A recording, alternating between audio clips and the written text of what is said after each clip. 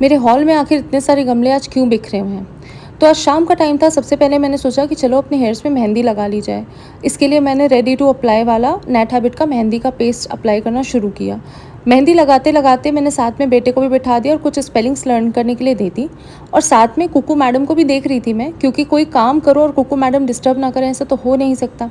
तो कभी वो मंदिर की तरफ भाग रही थी जहाँ उसे जाने से हम बार बार मना करते हैं, और कभी वो बालकनी में जा रही थी। तो बार बार उसे भी मैं देख रही थी और अपने काम भी कर रही थी।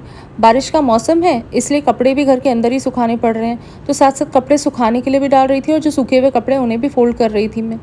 अब आ गया कुकू की इवनिंग नैप का टाइम। मैंने उसे सुला दिया, और जनरली वो सोती है ऑलमोस्ट 1 घंटे के लिए।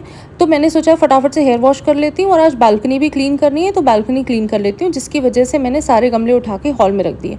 और जब मैं गमले अंदर ला रही थी, मैडम तो उठ गई और फिर वो ज़ोर ज़ोर से रोने लगी। तो हमें समझ में ही नहीं आ रहा था सडनली क्या हो गया। हमने उसे दूध भी पिलाया, डकार दिलवाई, डायपर वगैरह चेंज किया, सब कुछ ट्राई किया, लेकिन उसका रोना ही बंद नहीं हो रहा था। उसके पापा को भी लगा कि आज कहीं कोई बात तो नहीं हो गई ये जो इतना रो रही है। तो उन्होंने कहा कि चलो, तुमने अब इतने सारे गमले हॉल में बिखराए लिए हैं, तो मैं इसे थोड़ी देर के लिए बाहर ले जाता हूँ। अब जैसे ही उसके पापा उसे बाहर ले जाने लगे, मैडम का तो पूरा मूड ही चेंज हो गया।